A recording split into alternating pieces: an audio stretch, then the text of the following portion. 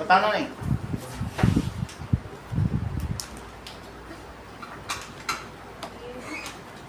मतलब DAB बोलेंगे इसको कि DAD?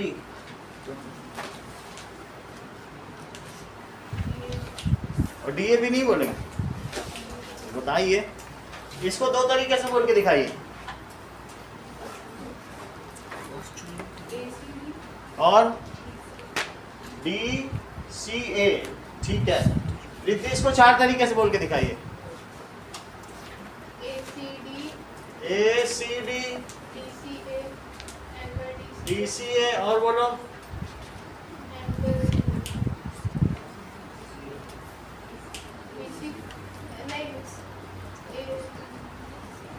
अनुष्का?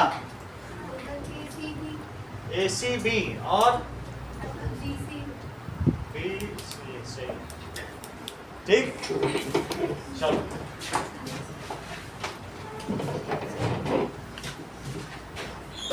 अब हम देखेंगे पोस्टुलेट। यूक्लिड्स के 5 पोस्टुलेट्स देखेंगे जो बच्ची हुई एक्सरसाइज में कंप्लीट करेंगे। रोहित, अभी तबीयत सही है, 2 दिन आप आए नहीं।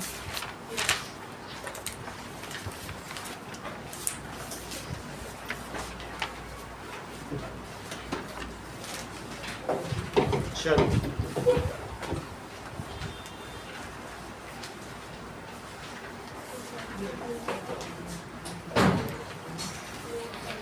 postulates are hypothesis, जो कि बोलिए, postulates are assumption. These may be true or may not be true. ये क्या हो सकते हैं? ये केवल कल्पना है या हाइपोथेसिस है। These are based on hypothesis. Assumption और hypothesis एक ही चीज होती है। Based on hypothesis, ठीक है। These may be true or may not be true. बोलिए। आज हमारी वो मैम उन्होंने बताया कि पोस्टुलेट से सिर्फ ज्योमेट्री के लिए यूज हो सकती है। हाँ। और एक्सियम मतलब मैथ से मतलब किसी भी अभी हम लोग देखेंगे कि बोर्ड्स पोस्टुलेट ऐसा जरूरी नहीं, केमिस्ट्री में भी होता है, फिजिक्स में भी होता है, बताया जरूर होगा। लेकिन अभी 11th में तुम जाओगे तो वहाँ पे फिजिक्स में भी पोस्टुलेट्स यूज हैं और मैथ्स केमिस्ट्री में, ठीक है। तो बोर्ड्स के भी पोस्टुलेट्स हैं। अभी आपकी बुक भी आने वाली भी मैं पढ़ाऊंगा ना, स्ट्रक्चर ऑफ एटम, तो आपको मैं बोर्ड्स के पोस्टुलेट्स बताऊंगा, ठीक है। तो ये क्या है? Based on hypothesis. तो और क्या हो सकता है? दे मे बी ट्रू और may not be true. These may be true और मे नॉट बी ट्रू। सबको नोट करते रहिए। आपका क्या नाम है? दीपिका। नोट करती रहो सबको। चलो अब देखिए पोस्टुलेट्स देखिए।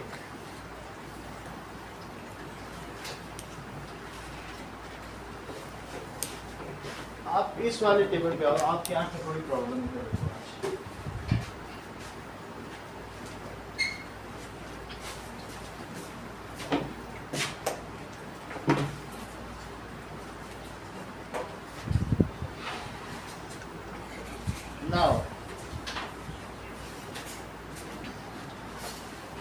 देखिए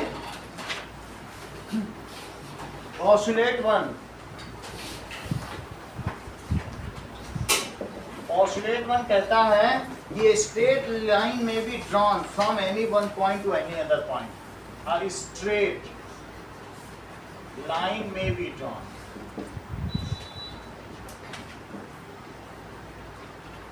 from any point to any other point, any point to any other point। एक पॉइंट और से दूसरे पॉइंट तक एक स्ट्रेट लाइन मौजूद खींची जा सकती है। अगर आपको 2 पॉइंट दे दिए जाएं तो क्या आप इन दोनों पॉइंट्स के बीच में एक स्ट्रेट लाइन बना सकते हो? बन सकती है कि नहीं? बोलो। तो इसी चीज को कहा है अ स्ट्रेट लाइन में be drawn from any one point two any. एक स्ट्रेट लाइन तो बन सकती है ना। yes. अगला देखो A terminated line can be produced indefinitely. Postulate 2 देखो. That is a terminated line may be produced indefinitely. Likely. तो ऐसा खींचा जा सकता है.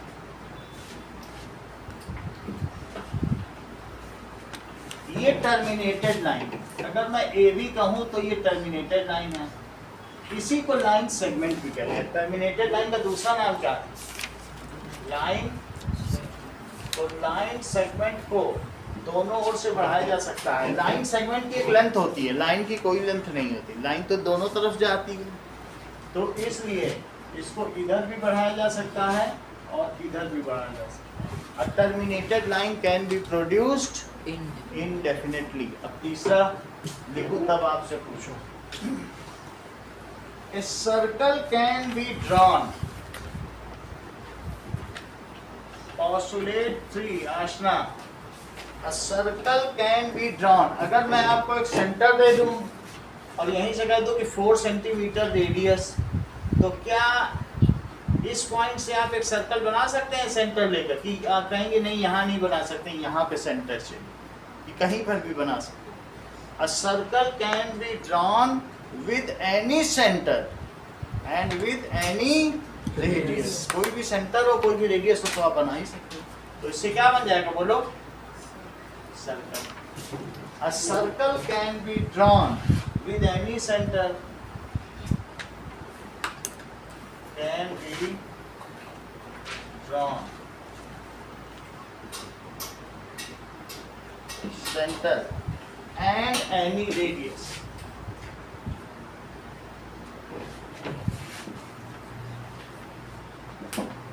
आशा तीनों पॉइंट बताओ. A straight line may be crossed from any point to any other point. A terminated line can be produced indefinitely. A circle can be drawn with any center at any radius. सही. आगे देखो. Postulate number 4. Postulate 4 क्या है? All right angles. जैसे जब वहां पर Egypt में पिरामिड बन रहे थे, तो कुछ लोग पत्थर ऐसे कट करके लाते थे और कुछ लोगों का पत्थर ऐसे मुड़ा हुआ रहता था. तो इजिप्ट बताते थे दिस इज राइट एंगल और ये बताते थे दिस इज रॉन्ग एंगल. तो जो 90 नहीं होता था, वहाँ 90 डिग्री का नहीं चलता था. 90 नहीं है, थोड़ा झुका है तो पिरामिड को गड़बड़ कर देगा, तो वो उसको क्या कहते थे? Wrong angle. और इसको क्या कहते थे? ये राइट एंगल है, ये रॉन्ग. तो क्या दो राइट एंगल आपस में इक्वल हो सकते हैं? तो इसका मतलब क्या है? All right angles are all right angles are equal to 1. equal to one another. All right angles are equal to one another. साची चारों पॉइंट बताओ. A straight line can be drawn from any one point to any other point. A terminated line can be may be produced indefinitely. A circle can be drawn from any center or any radius. All right angles are equal to each other. Circle can be drawn with any centre and any radius. और चलो अब पांचवा point देखिए. और one another यहाँ भी आपने एक जरूरत होगा. One another. चलो अब देखिए पोस्टुलेट 5. पोस्टुलेट 5 का अनिकेत अलग से पेन है. अब मैं इसको सिखाऊं पहले आपको. That is, if a straight line falling on two straight lines. ध्यान दीजिए, if a straight line falling on two straight lines, जिसको कि हम लोग ट्रांसवर्सल भी कहते हैं. सही है? If a straight line falling, इतना पहले लिखें. If a straight line falling on two straight lines.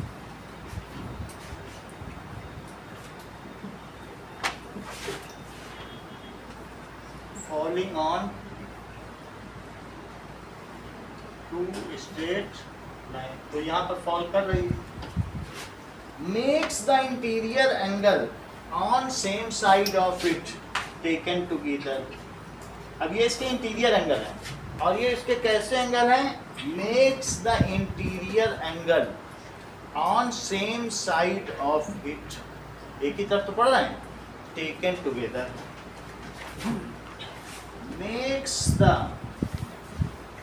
interior angle on same side of it taken together. इतना बोलो प्रियांशु. इस संडे का टेस्ट आपने बहुत अच्छा दिया है. अभी कोई रह की जरूर आएगी फर्स्ट सेकंड. हाँ. If a straight line falling on two straight lines, then the interior angles for Navdeep आप बोलो. If a straight line falling on two straight lines,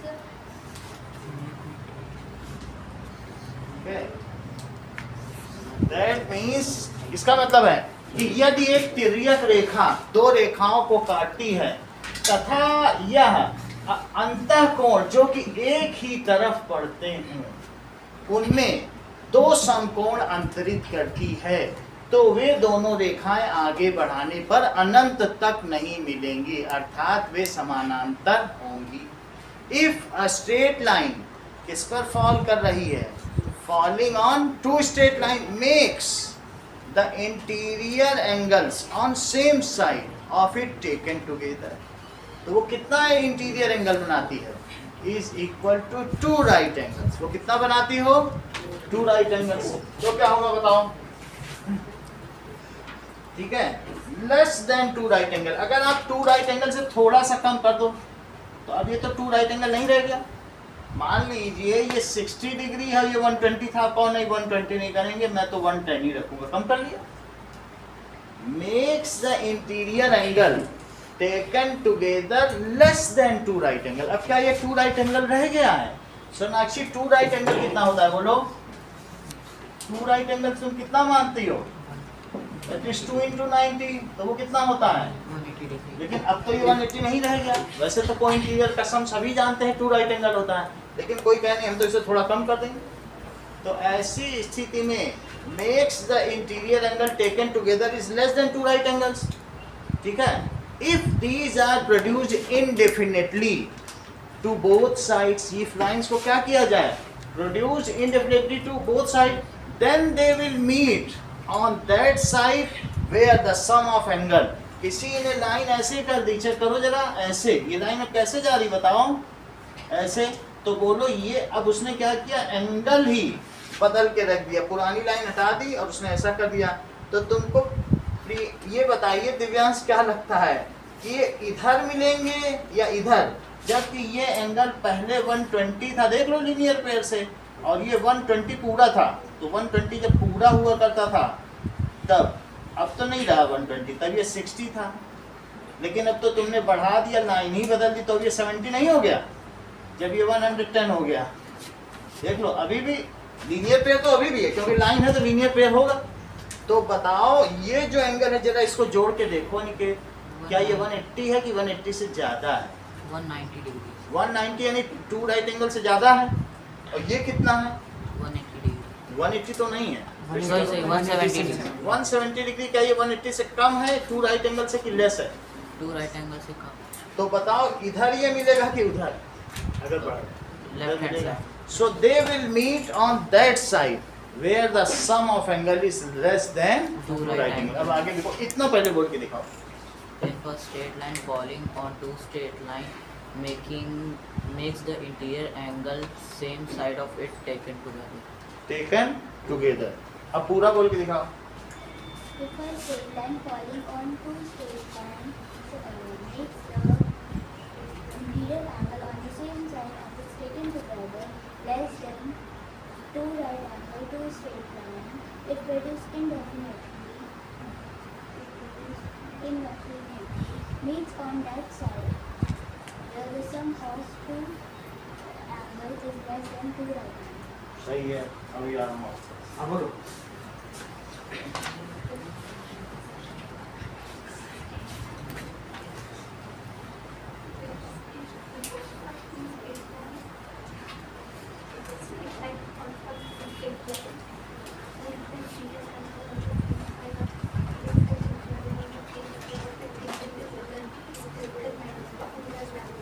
Yes.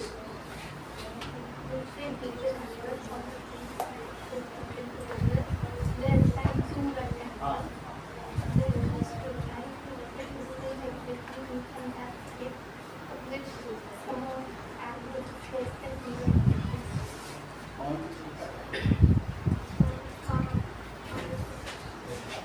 चल अब हम आगे बढ़ते हैं।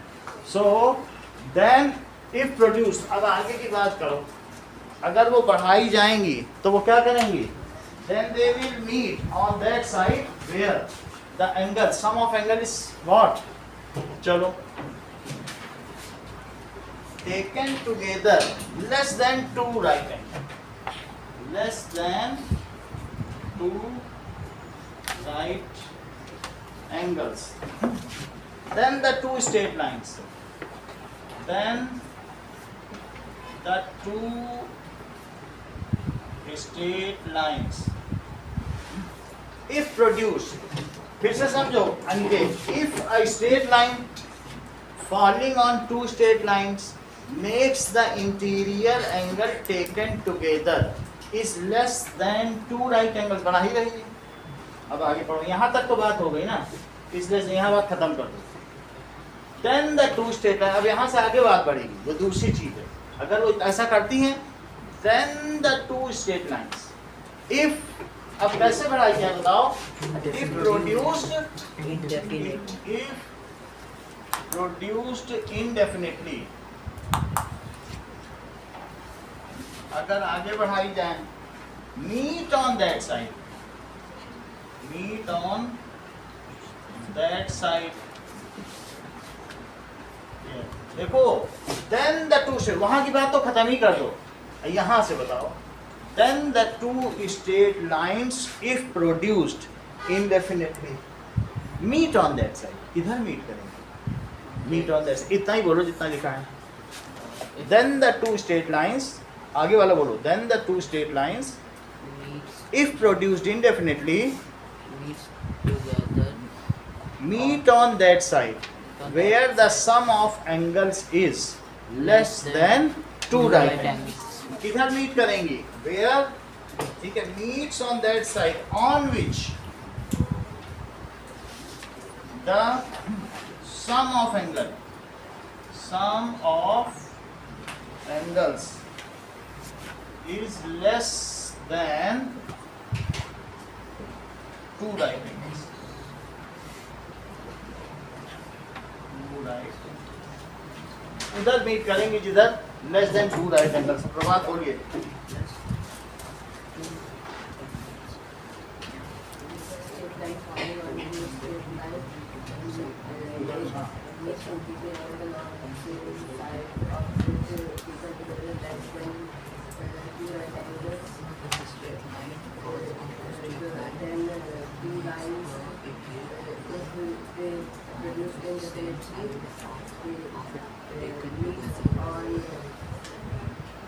That side on which and the sum of 2 right angles. Sum of 2 right angles is less than 2 right angles, ठीक है। हाँ बोलो।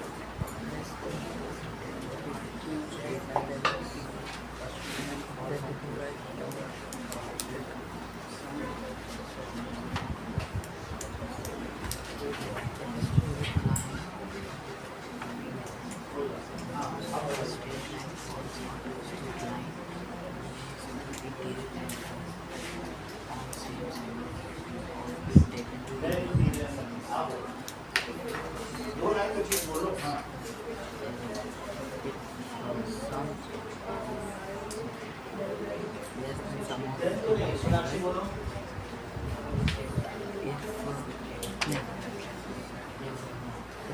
straight lines produced indefinitely आप बोलो सिंगर on the side कौन है ये लाइन है आप बोलो indefinitely when the two straight lines if produced two right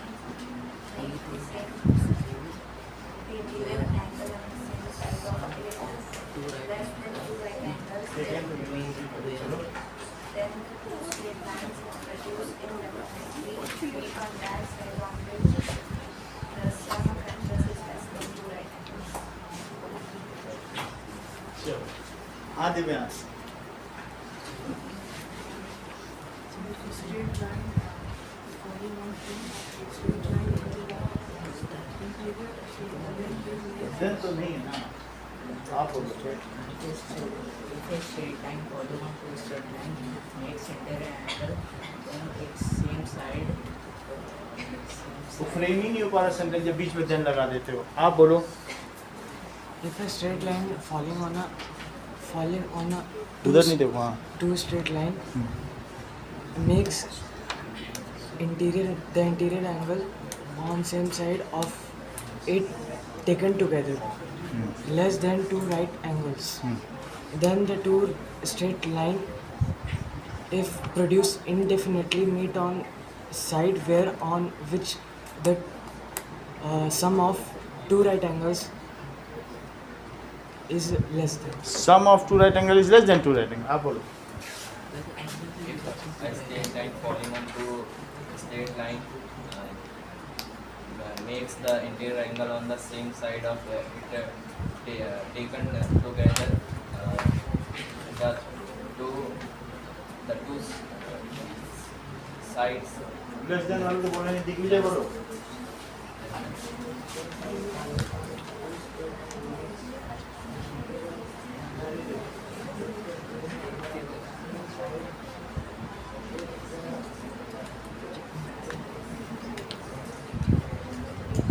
यदि एक तिर्यक रेखा दो रेखाओं पर आपतित होती हो इस प्रकार से कि उसके द्वारा एक ही दिशा में अंतरित किए गए कोणों का योग दो समकोणों से कम है और उसको दोनों ओर अनंत दिशाओं में बढ़ाया जाए तो वह उसी दिशा में प्रतिच्छेदित होती हुई मिलेगी जहां उनका योग दो समकोणों से कम होगा। कितना आसान है उसके लिए तुम बता सकते हो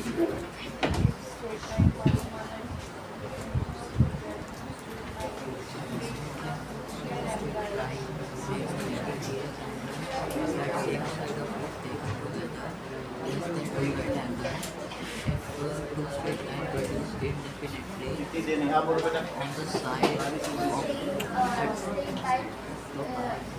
line falling on the straight line, which makes interior angle on the same side of it taken together. If straight right angle, two right angles, ऐसा नहीं होता स्वास्तिका बोलिए Straight line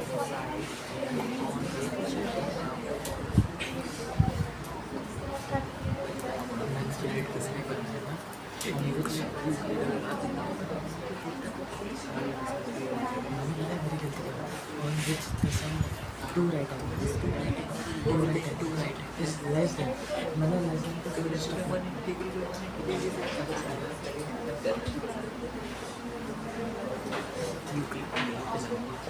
आप बोलो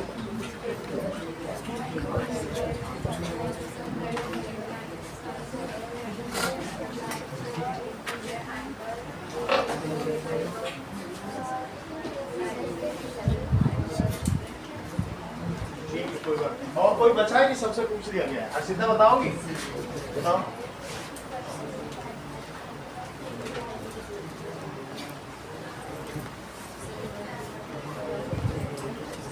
प्रेम नहीं हो पा रहा है कौन बच गए तुम बच गए बताओ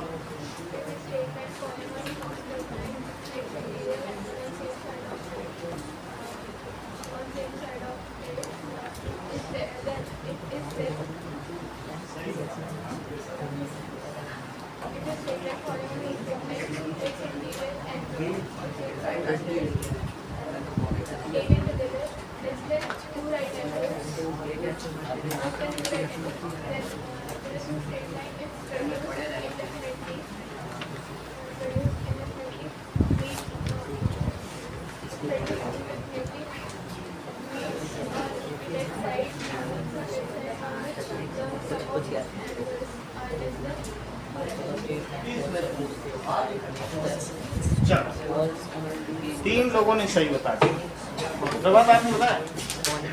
चलो इतनी बात हो गई, आगे की बात करें।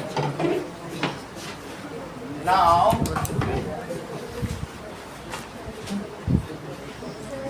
हाँ ओके, नेक्स्ट चीज देखिए,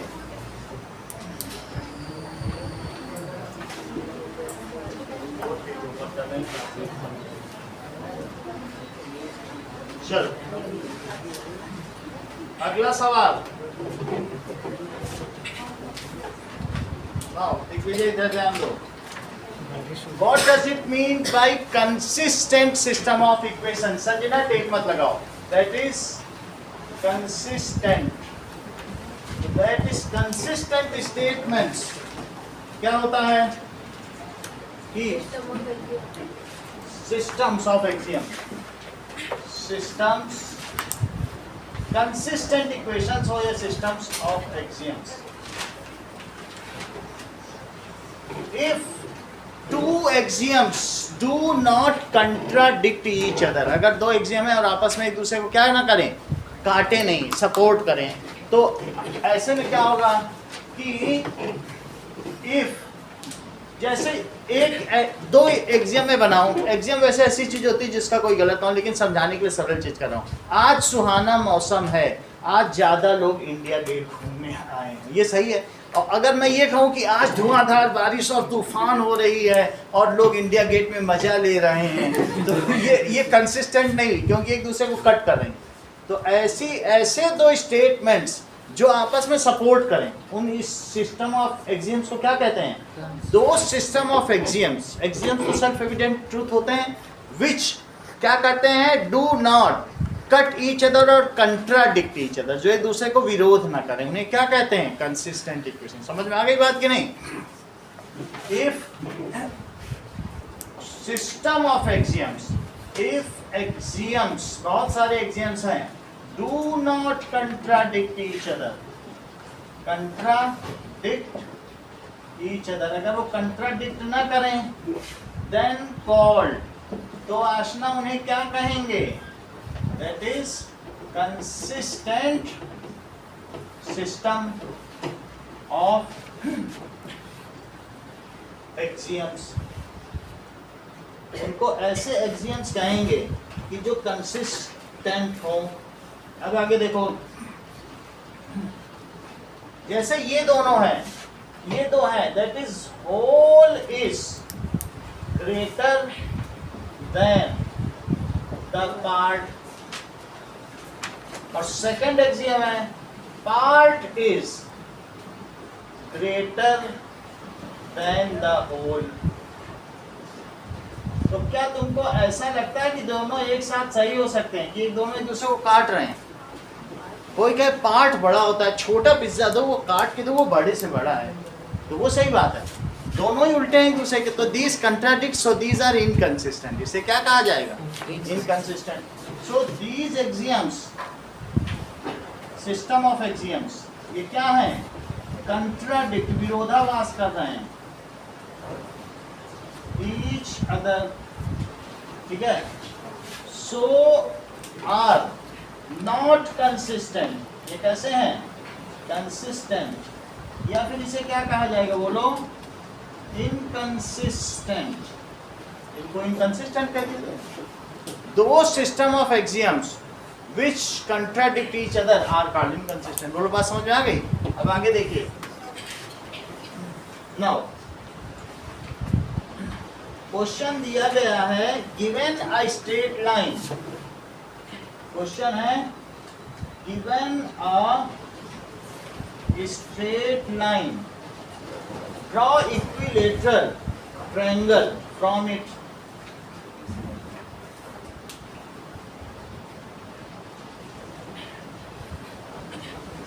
अब इसमें से एक इक्विलेटरल ट्रायंगल ड्रॉ करना है, तो आंसर देखिए लोहित, ए बी एक स्ट्रेट लाइन है, इज गिवन स्ट्रेट लाइन। अब हम इस पे एक इक्विलेटरल ट्रायंगल ड्रॉ करेंगे। तो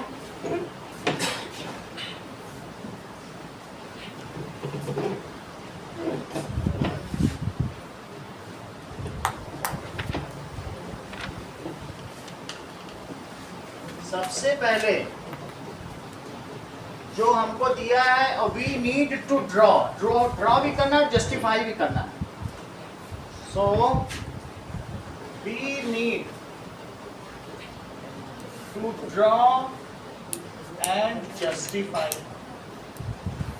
that A, B, C is equilateral. तो सबसे पहले क्या किया जाए, एक इक्विलेटरल ट्रायंगल करते हैं, एक लाइन ड्रॉ करते हैं और लाइन ड्रॉ करने के बाद ट्रायंगल ड्रॉ करते हैं.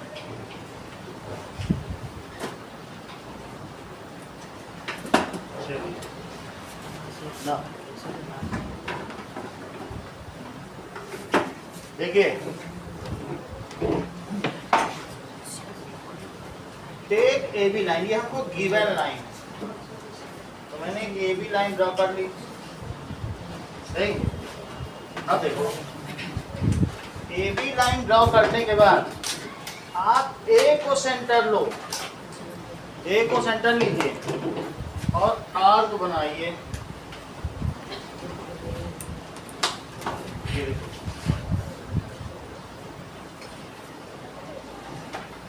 ये देखिए, ए को इसमें ए भी डाल दो. This is A, this is B, तो ये आपको गिवन है. तो एक बार ए को सेंटर लो और ए बी रेडियस इसमें देखो मैंने फिल कर लिया है. सही है, ए बी रेडियस फिल कर लिया. और फिर इसके बाद क्या करो बताओ, ड्रॉ एन आर्क. सही है. और इसके बाद इसे सेंटर लो ए को और उसी रेडियस, वही रेडियस है, ये देखो वही रेडियस है. Draw an arc. ठीक, इतनी बात तुमको समझ में आ गई. अब आगे देखिए ना, जॉइन. इसके बाद क्या करें सोनाक्षी बताओ, दीज आर इंटरसेक्ट एट, ये कहाँ इंटरसेक्ट करते हैं, सी पर. तो जॉइन ए सी. अब हमें किसको ज्वाइन कर देना चाहिए, AC को भी ज्वाइन कर दो और किसको ज्वाइन कर दो, BC को भी ज्वाइन कर दो. तो ABC is desired. अभी ABC क्या हो गया, desired इक्विलेटरल लगा. अब कुछ चीजें लिखो, पहले लिखो steps of construction.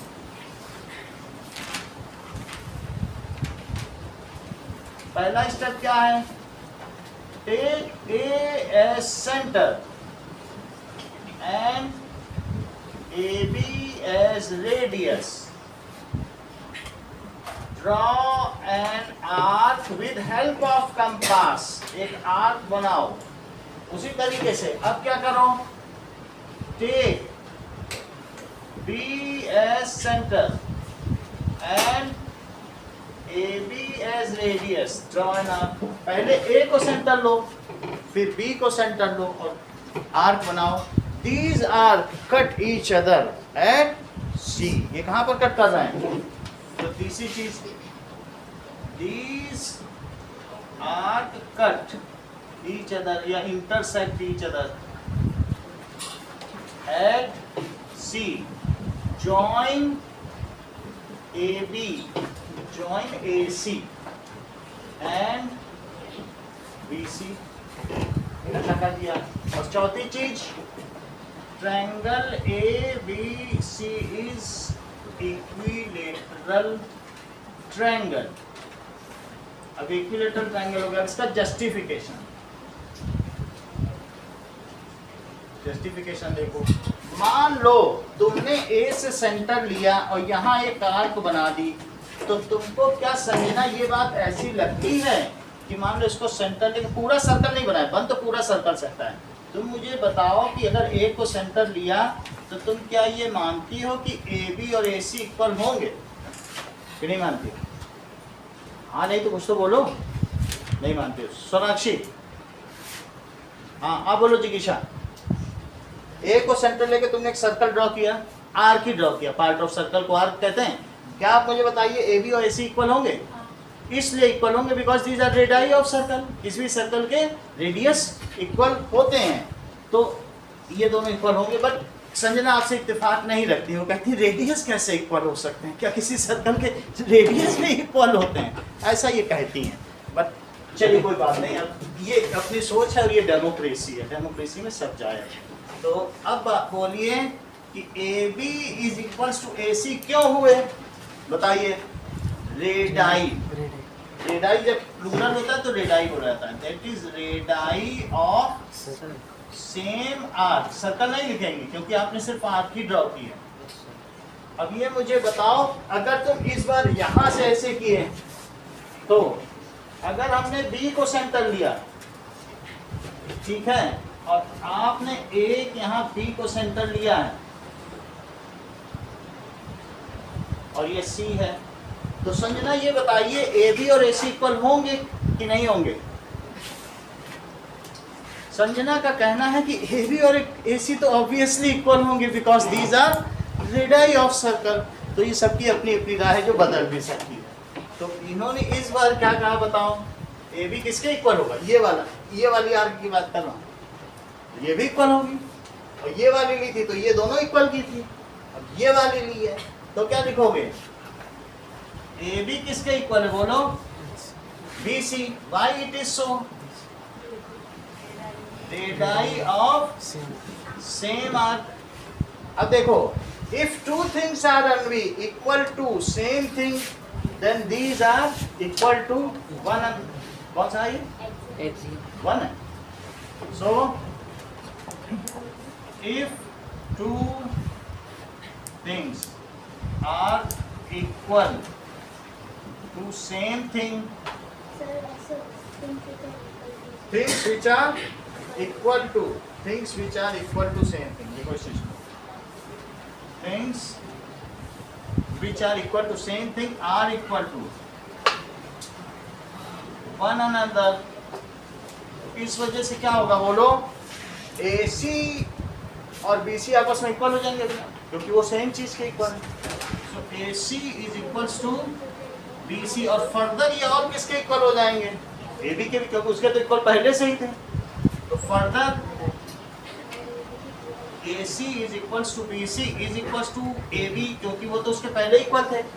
So as three sides of the triangle are equal, hence it is an equilateral triangle। इस चीज को लिखो, as three sides of triangle are equal, so it is equilateral triangle।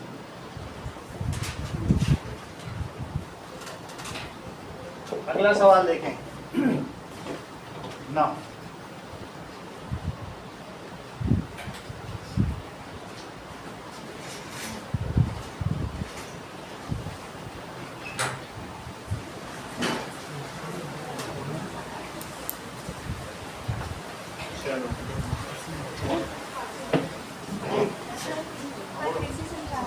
कौन सा, फिर से समझो।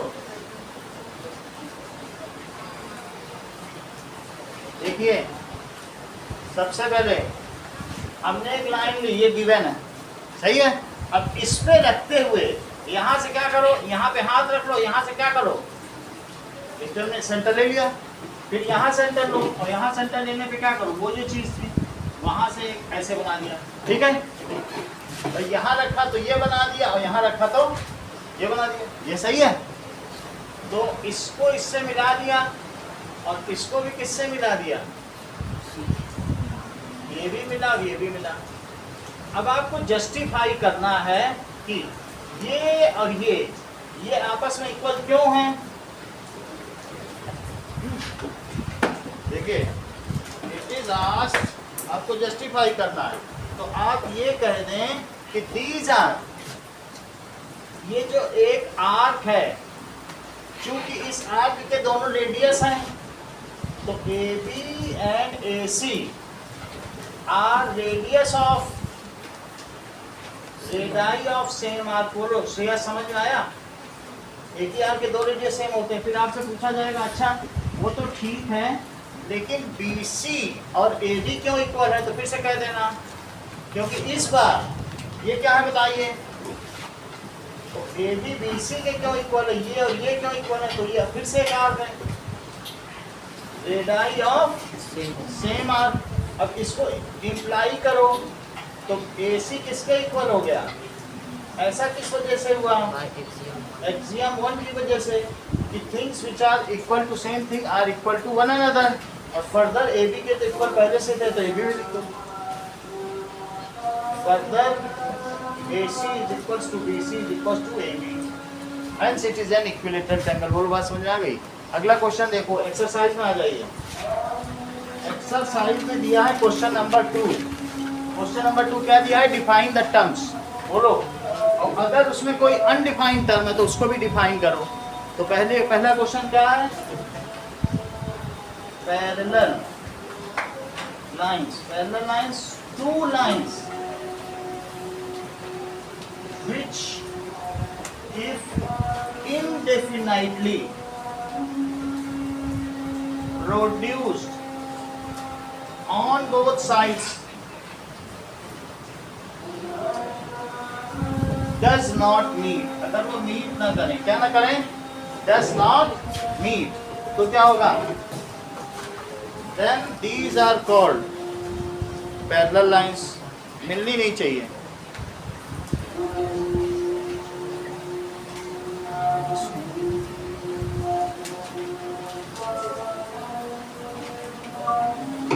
Today's class is cancelled. Please send location.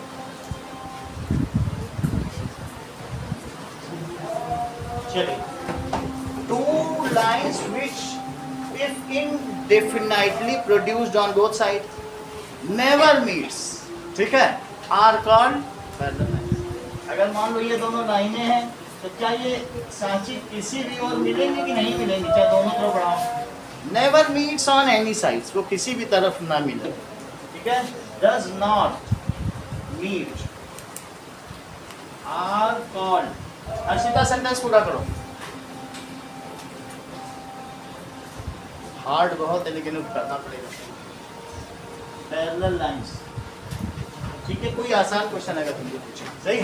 So that means are called parallel lines. Parallel lines do not have any common point. क्या उनमें कोई common point होता है?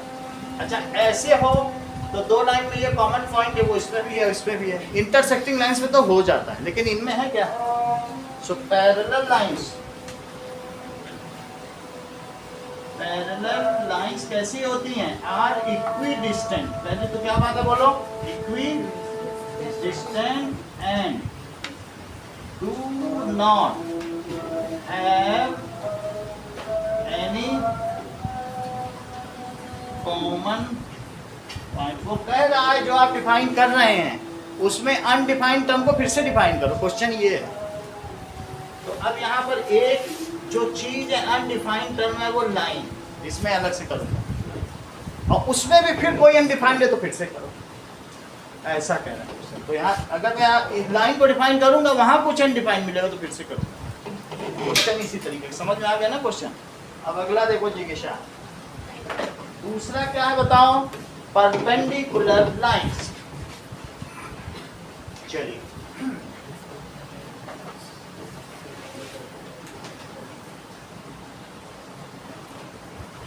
परपेंडिकुलर लाइंस क्या होती हैं?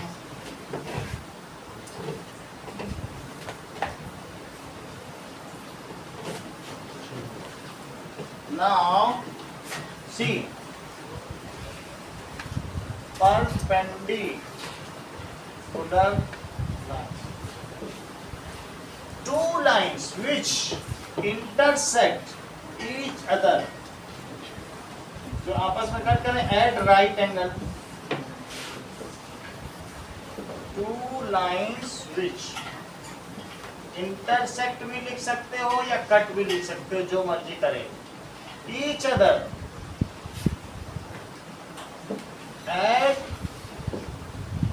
right angle are called perpendicular lines। इसमें right angle एक अनडिफाइंड टर्म है, इसको मैं अलग से करूंगा। तो यहां पर आप लिख सकते हैं L and M are perpendicular lines।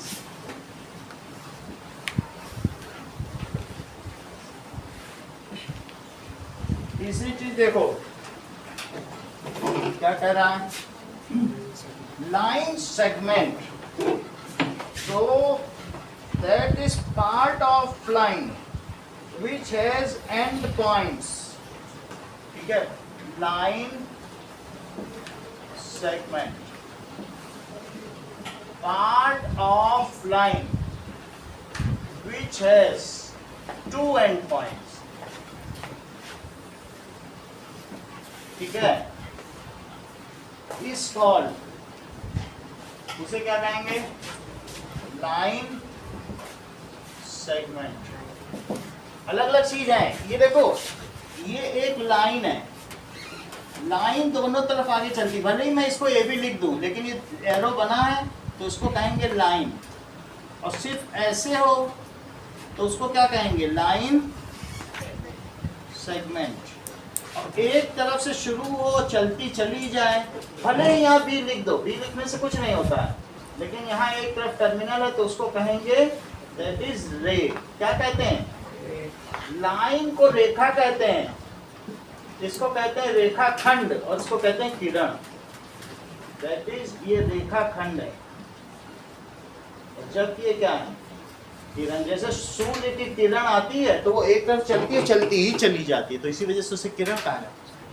अब ये देखो लाइन को तुम ए बी के ऊपर ऐसे रिप्रेजेंट करोगे, जबकि लाइन सेगमेंट को कैसे करोगे, सिर्फ ऐसे, और इसे कैसे करोगे ऐसे। तो इन तीनों के एक्सप्रेशन भी अलग अलग हैं। बताओ लाइन की लेंथ होती है कि लाइन सेगमेंट की लेंथ होती है कि रे की लेंथ होती है, किसी की होती, इन दोनों की नहीं होती लेंथ, क्योंकि ये तो एक तक चल ही रही। तो which has two end points, it has definite length, ये क्या है, डेफिनिट, इसमें कुछ भी नहीं है, दो अभी तक अनडिफाइंड टर्म आई, उनको करेंगे। तीसरी चीज देखो तो यहाँ पर आप कह सकते हैं कि ये A B is line segment, क्या लिख सकते हो, A B is line segment. तीसरी चीज देखिए, कहा गया है कि radius of circle, radius of circle, what is radius of circle, line joining, उस तरह से भी हम कर देंगे जैसे आप बता रहे हैं, line joining centre to any point on circumference of circle, ठीक है, is called radius of circle, line joining center of circle to any point on circle, जो point है ये on circle, on circle is called radius of circle। अगला देखिए, यहाँ पर circle define करना है, सेंटर भी करना है, दो चीजें नई आ गई हैं। अगला देखिए, दैट इज स्क्वायर। स्क्वायर क्या है, अ रेक्टेंगल, ठीक है, a rectangle whose all sides are equal. तो अगर ऐसे करोगे तो रेक्टेंगल डिफाइन करना पड़ जाएगा। जो ऐसे ना करना चाहें, एक ऐसा रेक्टेंगल जिसकी सभी साइड अगर इक्वल हो जाएं तो तुम उसको स्क्वायर कह देना। देख लो, ये रेक्टेंगल था लेकिन साइड ही इक्वल हो गई, क्या करें, अभी स्क्वायर हो गया। एक रोम्बस जिसका एक एंगल 90 हो जाए तो भी square. Rhombus whose one, this sentence complete करो, one angle is 90 degree is square, तो भी वही बात है, वही बनेगा डायगोनल, रोम्बस जिसका वन एंगल 90 हो तो क्या हो जाएगा, दैट इज स्क्वायर। तो यहाँ रोम्बस अनडिफाइंड टर्म हो गई। जब दोनों ही ना करना चाहो, अ quadrilateral whose all sides are equal and all angles 90, वो भी कर सकते हो। A quadrilateral whose all angles equal भी हो सकते हैं, 90 डिग्री भी लिखो, इक्वल हो गए तो भी वही हो जाएगा, क्योंकि एंगल सम प्रॉपर्टीज है। And all sides equal is square. अब देखिए नेक्स्ट इज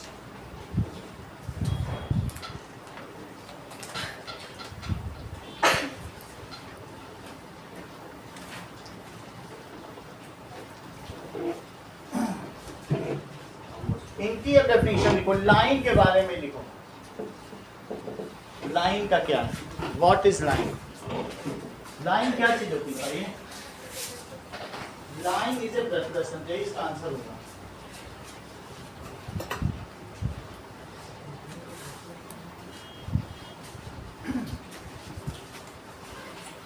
देखिए लाइन इज लेस। आगे देखो यहाँ पे कुछ right angle, that is 1/4 of one revolution। 1 revolution भी कह सकते हैं या कंप्लीट एंगल। राइट एंगल क्या है? 1/4 ऑफ कंप्लीट एंगल, वो 360 डिग्री होता है। तो फिर रिवोल्यूशन को नहीं डिफाइन करना पड़ेगा। Complete angle is called right angle. अगला देखो, that is centre of circle, और सर्कल को डिफाइन करो। सर्कल क्या होता है? That is locus of all points, ऐसे बिंदुओं का बिंदुपथ। बिंदुपथ का मतलब है कि रास्ता। Locus of all points whose distance from a fixed point is same. क्या इस ये सब डिस्टेंसेस सेम है? और सभी पॉइंट्स की सेम है। Is called circle, and that fixed point is called centre of locus of all points. जैसे लोकस है बिंदुपथ। लोकस का मतलब क्या होता है? बिंदुपथ, बिंदुओं से मिलकर बनने वाला रास्ता। whose distance from, किससे डिस्टेंस बोलो? from a fixed point is constant is called, इसे क्या कहेंगे? Circle. And the fixed point is called, इस फिक्स्ड पॉइंट को क्या कहेंगे? ये जो fixed point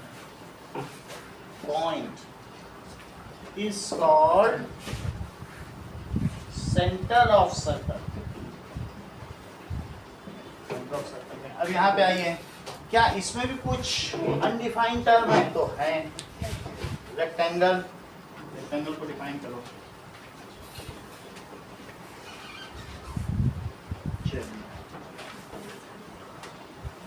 What is rectangle? That is a quadrilateral, okay, whose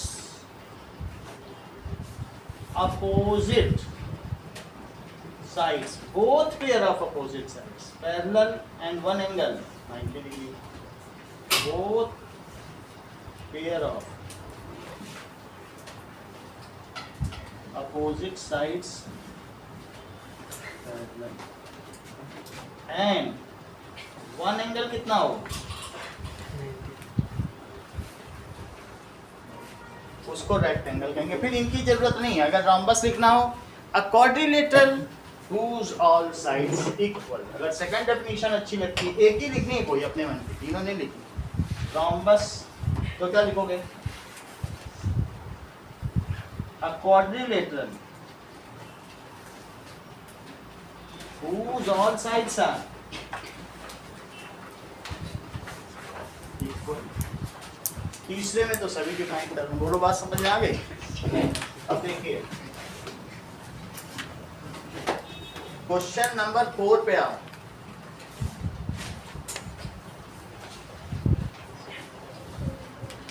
fourth question देखिए।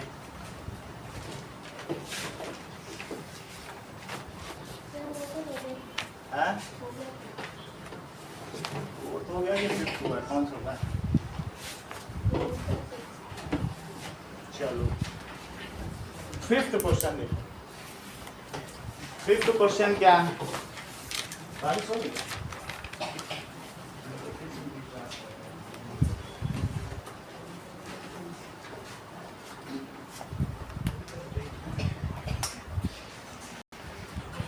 चलिए अब देखो,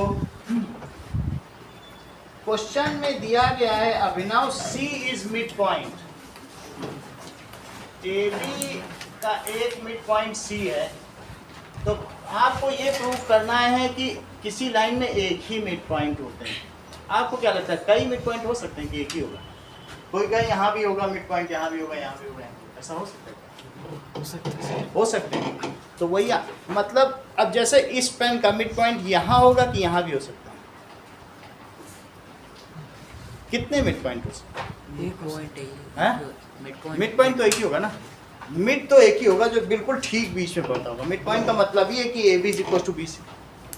तो आपको यही प्रूव ही करना है कि मान लीजिए वो कह रहा है कि सी एक इसका मिड पॉइंट है, तो प्रूव करना है कि एक ही मिड पॉइंट होता है। That is mid point is unique. Unique का मतलब है कि जैसे ताजमहल भारत में यूनिक है, विश्व में भी यूनिक है। कोई कहते हैं वहाँ से आ रहे थे, उस गली में ताजमहल पड़ा था, फिर अगली गली के ताजमहल तक हम गए। तो क्या बहुत सारे ताजमहल हैं भारत में? एक ही है। यूनिक का मतलब अद्वितीय, द्वितीय ना हो तो उसको कहेंगे यूनिक। सही है। सो आपको प्रूव करना है कि there is only unique mid point on the line segment. ये प्रूव करना है। चलो कि गिवन क्या है? C is midpoint of AB. To prove क्या करना है?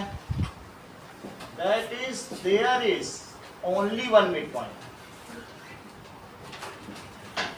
Midpoint of AB.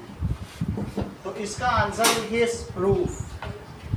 प्रूफ में एक मेथड होता है जिसको कहते हैं मेथड ऑफ कंट्राडिक्शन।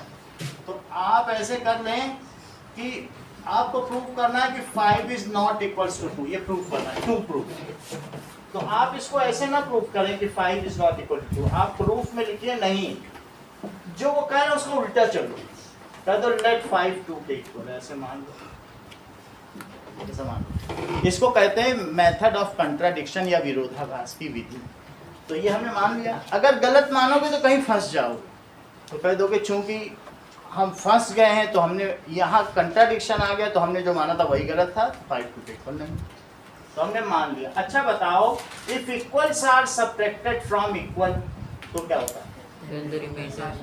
तो दोनों तरफ इक्वल सबट्रैक्ट करो, तो 2 - 2, तो यहाँ कितना होगा? 3 इज इक्वल टू 0। देखो if equals are subtracted from equal तो क्या होगा? Then the remainders are equal, but this is contradiction. 3 cannot be equal to 0, and this contradiction has arisen due to our wrong assumption. ये क्यों contradiction आया बताओ? क्योंकि हमने शुरू में ही गलत माना होगा। So that was assumption was wrong. Hence 5 is not equal to 2. सही है। ऐसा ही मैं यहाँ करने जा रहा हूँ। तो हम यहाँ मान लें कि माना एक नहीं, चलो 2 मिड पॉइंट्स हमने मान ही लिया। क्या मान लीजिए? Let there are 2 midpoints. एक C मान लो और एक D मान लो। क्या मान लो? Let there are 2 midpoints. कौन कौन से? C and D। ऐसा मान लीजिए। तो अब अगर 2 midpoints माने हैं तो midpoint का मतलब क्या होता है कि AC is equals to BC। midpoint तो यही होता है। तो AC is equals to BC। ऐसा क्यों होगा अभिनव? Because C is midpoint of A। AC BC के क्यों इक्वल है? C is midpoint of A। बोलो सही है?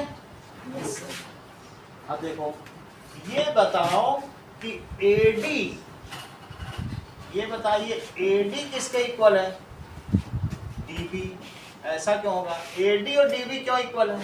प्रभात बताओ। AD और DB D is mid point of A B by assumption. जो लेट किया उसके लिए भी तो फॉलो तो वही करोगे, आपने माना है। अगर माना कि ये किला है तो किले में राजा भी रहता हो, किला माना है तो राजा भी तो रहेगा कि नहीं उसमें। तो अगर डी मिड पॉइंट है तो क्या मानोगे, बोलो that is D is mid point of A B. और ऐसा क्यों होगा, बोलो बाई एजम्पशन। और ये मुझे बताओ कि ये बात हो गई।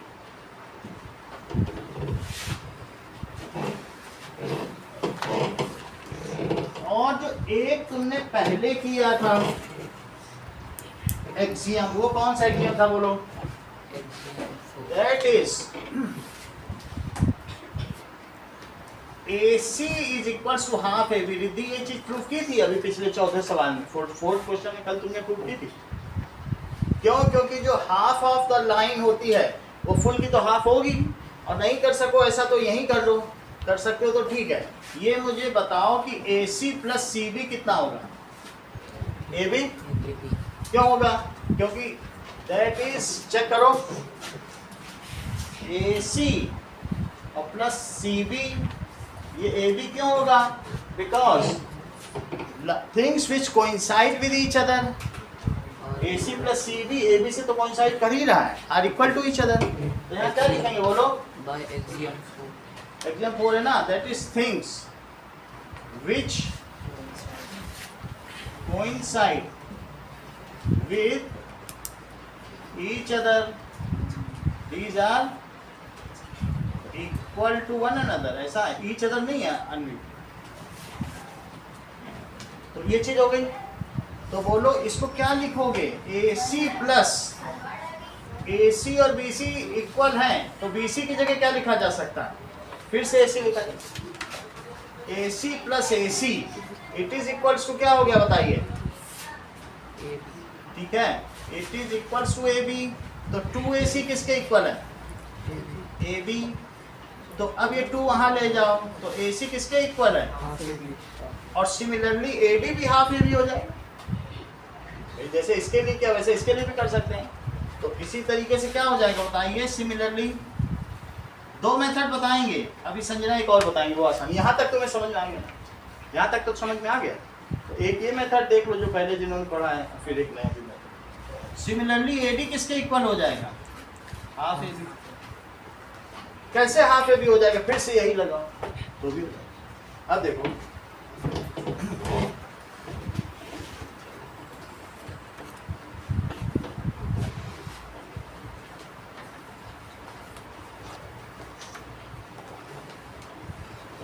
चलो यहां तक की बात समझ में आ गई। अच्छा, if 2 things are equal to same thing तो क्या होगा, ये दोनों इक्वल है। तो now if 2 things are equal to same thing,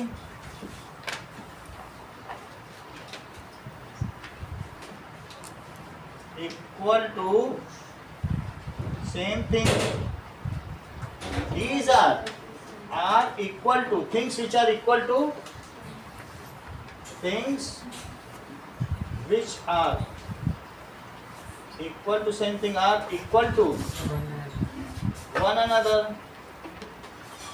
तो इस वजह से बोलो क्या AC और AD इक्वल हो जाएंगे, AC इज इक्वल टू, बोलो AD। लेकिन क्या तुमको ऐसा लगता है कि AD AC का पार्ट है, बोलो AD तो छोटा है ना, उसका पार्ट है कि नहीं, but part can not be equal to whole, है ना। बट AD क्या है, बोलो AD is part of AC and part cannot be equal to whole, equal to whole। और इसलिए this is contradiction, यहाँ contradiction आ गया, part इसके equal हो गया।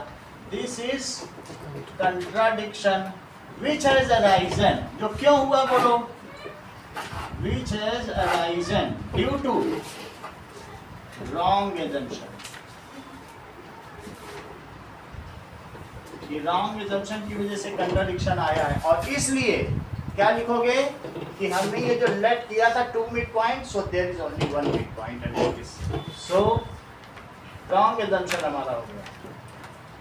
So there is only 1 mid point. जो ऐसा ना करना चाहे बोलो, यहाँ तक तो तुम्हें समझ में आ गया, उनके लिए दूसरा मेथड है, बिल्कुल आसान सा है, तो दूसरा मेथड देखो। ये मुझे बताओ कि AC क्या BC के इक्वल है? चेक करो, क्यों इक्वल है? क्या? क्योंकि C क्या है? अब मुझे बताओ AD किसके इक्वल है? DB के। क्यों इक्वल है? क्योंकि तुमने तो DB मिड पॉइंट माना है, सही है। अब देखो, लेफ्ट से लेफ्ट घटाओ, राइट से राइट घटा दो, आसान सी चीज शास्त्री का। दोनों चीजें तो सही है ना। डी मिड पॉइंट होगा तो क्या होगा बोलो? डी इज मिड पॉइंट, सही है। लेफ्ट से लेफ्ट घटाओ, राइट से राइट घटा दो, तो क्या लिखोगी? AC माइनस AD, और यहाँ क्या लिखोगी? BC माइनस DB, सही है। अच्छा ये मुझे बताओ, इसी लाइन में ये मुझको बताइए कि अगर मैं AC में से, ये AC है, AC में से AD माइनस करूँ अभिनव, जरा मुझे बताना। AC में से मैंने इतना AD को माइनस कर दिया, तो बताओ क्या बचेगा? AC में से AD माइनस कर, CB आपको बताना। DC हैं? DC ठीक से, जब भी तो यहाँ आ ही नहीं रहा पिक्चर, तो क्या बचेगा? BC। अच्छा BC, क्या BC में से तुम DB माइनस कर सकते हो? नहीं कर सकते ना, BC छोटा है। एक चीज और बता दो, क्या तुम A माइनस B को माइनस B बाई A लिख सकते हो कि ये नहीं लिख सकते? ये गलत होगा कि हो सकता है? ये बताओ।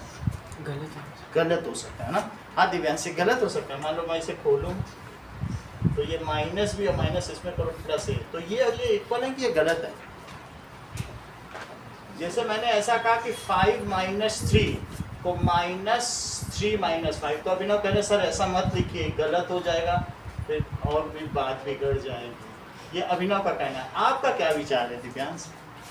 कि मान लो A माइनस B को मैं माइनस B माइनस A लिख दूँ, तो अभिनव तो साफ मना करें सर ऐसा कुछ भी मत करिए जिससे उलझन पैदा हो। सर हो सकता है। बोलो, हो सकता है क्या? ऐसा कर लेंगे, ऐसा तो कर सकते हैं ना। A माइनस B है तो माइनस लिख के उल्टा कर दो, क्या फर्क पड़ता है? वो तो 2 ही हो जाएगा। तो अब यहाँ मैं माइनस लगा के इसे क्या कर दूँ बोलो? DB माइनस BC कर लिया। ये मुझे बताओ, अब DB है, देखो अब बड़ी चीज पहले आ गई, और DB में से जरा BC माइनस करो तो क्या बचेगा? तो इसे लिखो DC is equal to minus DC। आ गया DC, इस माइनस DC को यहाँ ले आओ, तो बोलो DC प्लस DC क्या हुआ? 0, इधर कुछ बचा ही नहीं। तो 2DC क्या हुआ बोलो? तो DC क्या हुआ? 0/2, तो DC 0 हो गया। अगर दो पॉइंट के बीच की डिस्टेंस ही 0 हो जाए तो इसका मतलब है दो पॉइंट कोइंसाइड, पॉइंट ही जुड़ जाएंगे तभी 0 होगी डिस्टेंस। इसका मतलब है D and C coincide and D and C are same point, सही है कि नहीं? So D and C coincide, that is D and C are same point, so there is 1 mid point. जब दोनों एक ही हो गए, हमने 2 माने थे, दोनों एक ही निकले एक ही। सो देयर इज क्या हुआ बोलिए? 1 मिड, एक ही मिड पॉइंट हुआ कि नहीं? इसको नोट करो, दोनों मेथड नोट करो।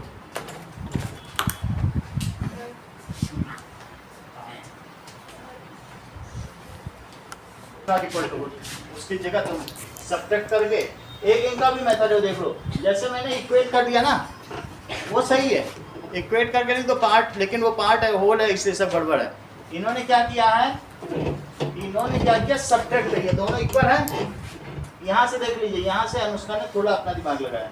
इन्होंने लिखा AC क्या है? हाफ AB, और AD क्या है? Half AB। दोनों तरफ सब्ट्रैक्ट कर दिया, तो बोलो इससे क्या हुआ, इट इज 0। तो इससे क्या हो गया बोलो, AC माइनस AD तो यही है, AC माइनस AD 0। तो AC माइनस AD क्या है बताओ, AC में से AD हटा तो DC बचा, तो that is DC is equal to 0। तो D एंड C कोइंसाइड, वो चीज जो हमने यहाँ की है वो उन्होंने यहाँ कर दी, ऐसा भी कर सकते। सो D एंड C क्या है, आपको करना क्या है, राइट 5 पोस्टुलेट्स और क्वेश्चन नंबर 2, सिर्फ 2 ही काम आपसे करना, कितना कर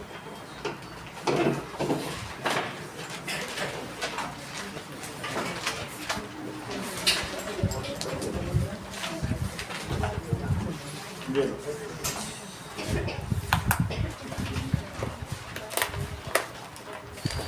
इसमें फोन नंबर बेटा लिख देना, क्या नाम है आपका, दीपिका।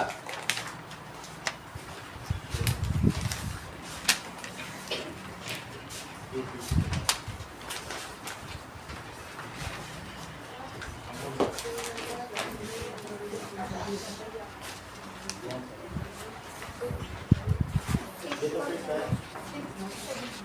7 का एक सेक्टर एक्सरसाइज है।